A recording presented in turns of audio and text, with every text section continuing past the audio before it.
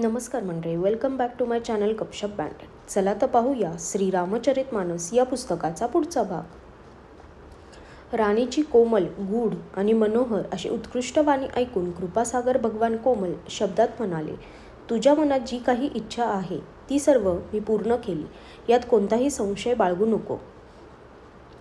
हे माते, माझ्या कृपेने तुझे अलौकिक ज्ञान कधी नष्ट होणार नाही. तेव्हा मनूने भगवंताच्या चरणांना वंदन करून म्हटले, हे प्रभू, माझी आणखी एक विनंती आहे.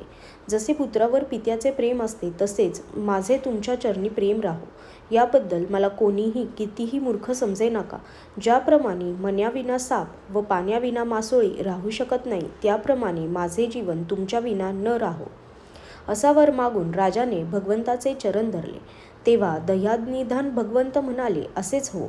आता तुम्ही माझ्या आज्ञेने देवराज इंद्राच्या राजधानीत अमरावतीत जाऊन राहा. हे राजा, तेथे स्वर्गात पुष्कळसे भोग भोगल्यावर व काही काळ लोटल्यावर तू अयोध्येचा राजा होशील. तेव्हा मी तुझा पुत्र होय. स्वेच्छानिर्मित मनुष्यरूप घेऊन मी तुझ्या घरी प्रकट होईन. हे राजा, मी आपल्या अंशासह देह धारण करून भक्तांना सुख देणारी लीला करीन. मोठे भाग्यशाली मनुष्य आदराने जी चरित्रे ऐकून ममता आणि मद याचा त्याग करून भवसागर तरून जातील. जग उत्पन्न करणारी आदिशक्ती ही माझी स्वरूपभूत मायासुद्धा अवतार घेईल.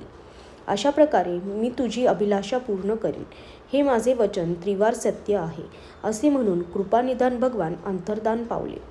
ते राजा राणी भगवंतावर कृपा करणाऱ्या भगवंतांना हृदयात धारण करून काही काळ आश्रमात राहिले. नंतर यथासमय त्यांनी सहजपणे यातनेविना शरीर सोडले आणि इंद्राच्या अमरावतीत जाऊन वास केला. याज्ञवल्क्य म्हणतात, हे भरद्वाज, हा अत्यंत पवित्र इतिहास शिवांनी पार्वतीला सांगितला होता. आता श्रीरामांनी अवतार घेण्याचे दुसरे कारण ऐका. हे मुनी, ही पवित्र व प्राचीन कथा ऐका. ही शिवांनी पार्वतीला सांगितली होती. जगात कैकेयी नावाचा एक प्रसिद्ध देश आहे. तेथे सत्यकेतू नावाचा राजा राज्य करीत होता.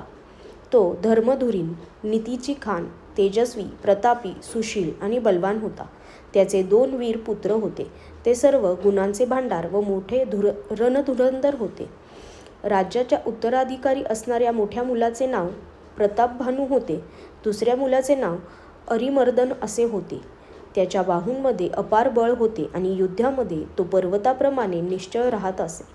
दोघा भावांमध्ये परस्परात सर्व प्रकारच्या दोषांपासून व कपटापासून रहित असे खरेखुरे प्रेम होते. राजाने ज्येष्ठ पुत्राला राज्य दिले आणि आपण भगवंताचे भजन करण्यासाठी तो वनात निघून गेला. तेव्हा प्रतापभानू राजा झाला तेव्हा देशामध्ये त्याच्या नावाने द्वाही फिरली गेली. वेदात सांगितलेल्या नियमांप्रमाणे उत्तम रीतीने तो प्रजेचे पालन करू लागला. त्याच्या राज्यात पापाचा लवलेश उरला नाही.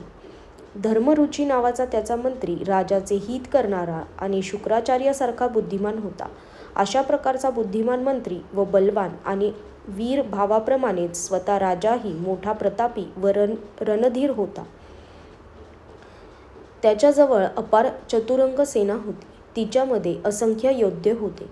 ते सर्व रणांगणामध्ये झुंज देताना प्राणांची बाजी लावणारे होते. आपली सेना पाहून राजा खुश झाला आणि दुधुंबी वाजू लागल्या. राजा एका शुभमुहूर्तावर दिग्विजयासाठी सेना सज्ज करून रणभेरी वाजवत निघाला. जिकडे तिकडे पुष्कळशा लढाया झाल्या. त्यामध्ये सर्व राजांना त्याने पराक्रमाने जिंकून घेतले. त्याने आपल्या बाहुबलाने सप्तद्वीप अधीन केले आणि राजांकडून खंडणी घेऊन त्यांना सोडून दिले. प्रतापभानू त्या काळी संपूर्ण पृथ्वीचा एकमात्र चक्रवर्ती राजा होता. संपूर्ण पृथ्वीला आपल्या बाहुबलाने अधीन करून राजाने आपल्या नगरात प्रवेश केला. राजा धर्म, अर्थ आणि काम इत्यादी सुखांचा काळानुसार उपभोग घेत राहिला. राजा प्रतापभानूच्या पराक्रमामुळे भूमी सुंदर कामधेनू बनली. त्याच्या राज्यात प्रजा सर्व दुःखांनी रहित व सुखी झाली. सर्व स्त्री पुरुष सुंदर धर्मात्मे होते. धर्मरुची मंत्र्याची श्रीहरींच्या चरणी भक्ती होती. तो राजाच्या हितासाठी नेहमी त्याला नीतीचा उपदेश करीत असे. राजा गुरु, देव, संत, पितर व ब्राह्मण या सर्वांची नित्य सेवा करीत असे. वेदांमध्ये राजांची जी कर्तव्य सांगितली आहेत त्या सर्वांचे पालन राजा नेहमी आदराने व आनंदाने करीत असे. प्रत्येक दिवशी तो नाना प्रकारचे दाणे देत असे आणि उत्तम शास्त्रे, वेद व पुराणांचे श्रवण करीत असे. त्याने पुष्कळ आड, विहिरी, तलाव, फुलबागा, सुंदर बागा, ब्राह्मणांसाठी घरे आणि देवांसाठी सुंदर मंदिरे सर्व तीर्थक्षेत्रांमध्ये बनविली. वेद आणि पुराणांमध्ये जितक्या प्रकारचे यज्ञ सांगितले आहेत ते सर्व एक एक करून राजाने मोठ्या श्रद्धेने हजार हजार वेळा केले. आजच्यासाठी धन्यवाद.